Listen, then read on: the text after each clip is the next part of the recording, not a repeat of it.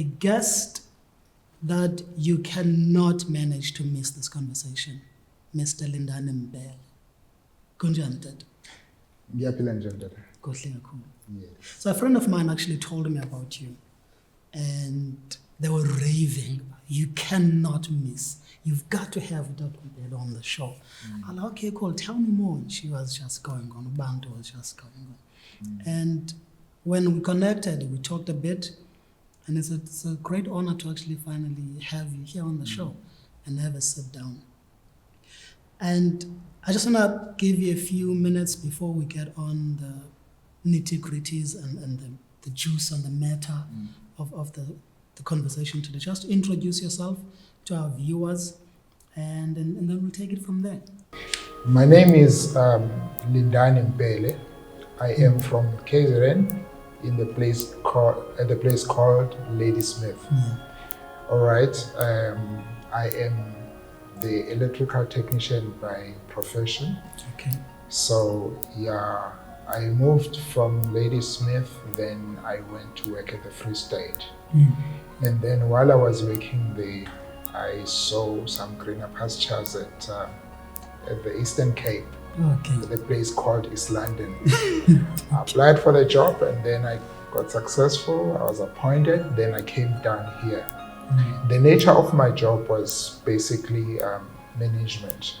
So that's where I was. In the same field, electrical. In the same electrical field. Yeah. Okay. So basically, what happened was, the business picked up slowly. But unfortunately, I ran out of funds. So I had to quit the idea, and then I started to look for the job, of which I did find. Started working, and while I was working there, then all of a sudden I was served with the divorce papers. So yeah, it was not very easy to accept that. So. But eventually, to cut the long story short, the divorce did happen. So the divorce happened, and then I'm just gonna go through the stages, because to me, those stages are very critical. Because I was in the critical part of my life. So I got this job, then when I got this job, then I got divorced. After I got divorced, and then I lost the job. I was retrenched on the very same job.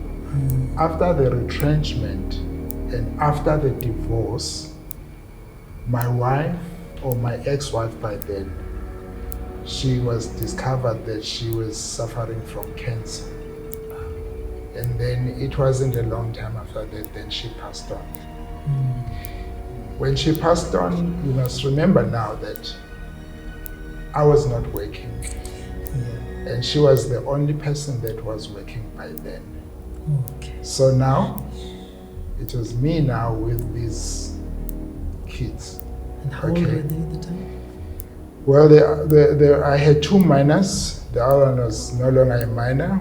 Was 23 years old. Okay. The other one was 17 years old, and the other one was 11 years. Okay. Yeah. So it was just two minors and the older one. Yeah. So then the situation. Okay, that happened, and then immediately after that, then the COVID started. The COVID started, so I had to move out of town, because now there was nothing that I could afford. I could not afford housing, I could not afford anything, because you must remember now that when my business went down, everything, the bank came in to take the house, the cars and everything was taken by the banks. So it was just me and my two boys. So, but fortunately enough for me, I had a salary, that my last salary that I had from my job where I was retrenched. So, and then fortunately I had bought a piece of land out there in the rurals. Okay. So I took that money, I went out, and then I built a shack. Okay. Then we came in and then stayed with my boys. Wow. For the whole of COVID, we were staying there, surviving on the grocery packs. Wow. So that was the thing then. Then after the COVID was over, then I started to look for the job again. And then eventually I found the job. And what I did was I got somebody, then I got married again. Okay. Okay? Because I just told myself that, okay, fine, Lindani, you are going to start from scratch. Everything is going to start from scratch. Everything crumbled, everything has to start. So I started from scratch, and then I found the piece jobs there and there, up until I found the permanent job in 2021. Wow. Not in 2021, sorry, in 2023. Yeah, I found the permanent job. So now I am in that permanent job now. I'm working as a lecturer. Wow. Yeah, so that is basically where I am. That is, sheesh. I have so many questions. But let's rather go back here. So you lose your job, your mother of your children, your ex-wife passes away. What goes through your mind at that time? Remember, it's as if you've had difficulty after difficulty for consecutive number of years. Yeah, I want to tell you that it was because of my family. That was the support structure that I had. So when I was going through all these challenges, my wife was there on my side, and we were fighting this more or less like together. Okay. But for some other reason, things just turned out differently. And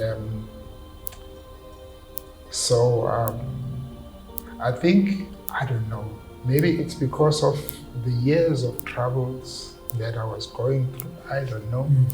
Because all of a sudden there were issues. The issues started to surface.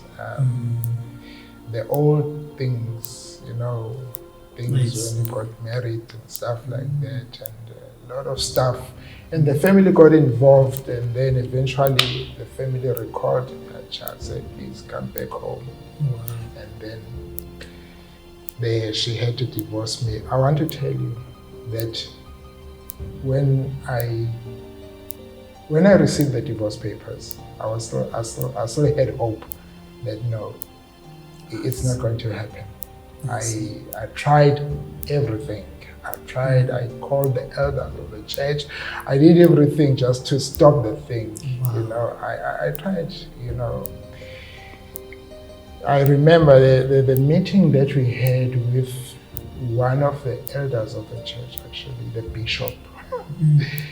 In that meeting, the meeting started at 2 o'clock in the afternoon. It ended up at 3 o'clock in the morning, the following day, trying to convince her not to go through the path that she went through, she wanted to go through.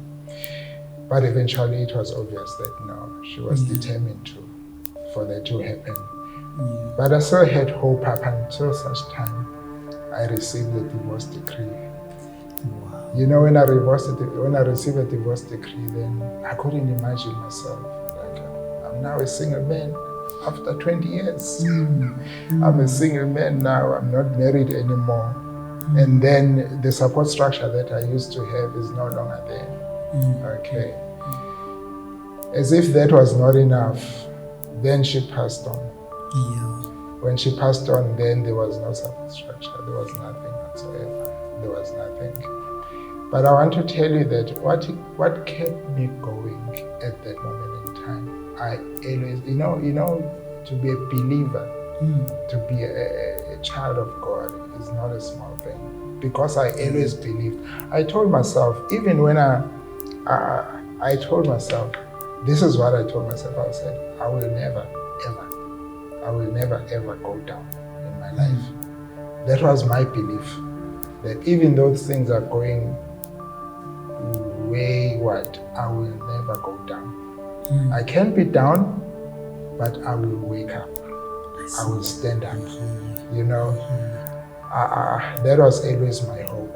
So I always believed and trusted God that God was with me, even in those moments. And indeed He was. Indeed He was. That's amazing. And the kids, how do you navigate? Now the children are minors, parents are divorced, and then mom has passed away. And not only that, they have to move to the rural areas. On top of that, they have to stay in a shack. Maybe they were not used to. You know, I want to tell you a joke. When I moved to the rural areas, I focused on gardening. I planted a lot of vegetables. Yeah, fortunately for me, the vegetables just grew up. So from other than the grocery packs that we were surviving on, there was a lot of veggies from the garden. Okay. So one time, my boy was playing with the boy from the house, from the neighborhood. And then these guys, actually, you remember I told you I got two boys. Yes. They were playing. Then when they came back home, the small one says to me, "Hey, you know what my brother said? He said, when so-and-so told them that this evening they're going to have meat. And then he said to him, like how you guys, you got meat. We eat only vegetables at home." So they were vegetarians for some time. Yeah, we laughed, but to me, it cut deep. Yeah, of course. It cut deep within me because I could see the reality, you know, that they were experiencing something that they've never experienced before. Not that to live on vegetables is not good. Yeah. It's just that they were not used to have just veggies only without meat. You got what I'm saying? Yeah. So yeah, that was the situation. When one of your sons says that, is there time as family where you as dad, you're sitting down with them and explaining what's happening and giving them assurance that things will change? How are they responding? Outbursts that they might have, fights between the three of you? Or You know, there's something I want to say about the kids now, especially when you are the father. What you are saying, they believe it. They believe what you say. So I took that opportunity to convince them, but not just my words. We used to read the scriptures, you know, the verses from the Bible to say, look, God will never leave us nor forsake us. God is with us. He knows what we are looking for. He says, let's not worry about what we're going to eat, what we are going to wear, because He takes care for us. So God is with us, you know. So I had to instill that into their being, so that they can believe that this is not the end of the world. Transitioning for them, to somebody new, because now you met somebody else, That's you get right, married. yeah. And how was that transition for them and obviously for you? You know, I want to tell you something. The person that I got married to, she actually surprised me. Is it? She surprised me because she became more than a parent to my kids. She actually loves the kids more than I do. Sometimes I feel jealous. I said, yeah, but you're doing too much right now. It looks like the kids are not going to love me anymore. They just love you now. She actually came in, she took those boys as if they were biologically hers. So she loves them. She is such an inspiration. Then, in the beginning of this year, I had a very strong impression in my life that I felt that God wanted me to write a book. I Okay. even told my wife, I said, I feel that God wants me to write a book, but I've never written a book and I don't know what I'm going to write about. But anyway, let me put some ideas into place. I said, okay, fine. If I write 1 page a day, by the end of the year, I'm going to have a book that has got 365 pages. Okay, let me start writing. What I'm going to write about, I started to brainstorm the ideas and stuff like that. And then I started to write the first page. I wrote 4 pages. While I was on the 4th page, miraculously, some old friend of mine from Joburg called me and he said, hey, listen here, I'm running a course on writing a book. Oh, wow. I want you to be part of this course. He did not know that I had this. And then I said, that's fine. I joined it. Oof. I was taught how to write a book. Then after the training was over, then we had to think about the topic. Then we had to share, he wanted us to share the experiences with him, our life experience. And then I shared the life experience. He said, great, man. You know what? You can help a lot of people with their testimony. Why don't you write a book about it? You know? And then I said, oh, okay, fine. Let me just write a book about it. Then I started to write a book about my experience, what I've gone through, so that I can help the people that are actually going through the same experience. But to me, the way I structured the book is that if you listen from at my testimony, you notice that there's quite a lot.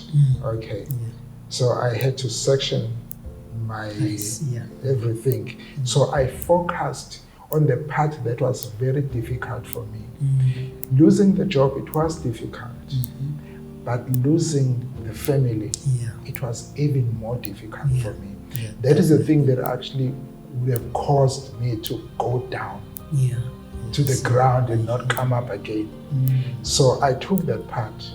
I said, okay, let me write a book about this. And then the title of the book is Healing After Heartbreak, because I was heartbroken. Really, I was heartbroken, but I was healed. As I'm speaking to you today, I am the healed person.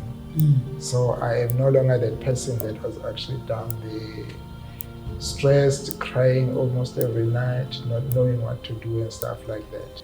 So what I'm working on now is, because it's an online, it's not available on print. You can only purchase it online. So what I'm busy with now is the software to actually sell it. So once everything is concluded, it's going to be available to the public to buy it. Oh, amazing. That's right, yeah. All right. Well, thank you so much for the time. The story is incredible. I really enjoyed listening and having this conversation.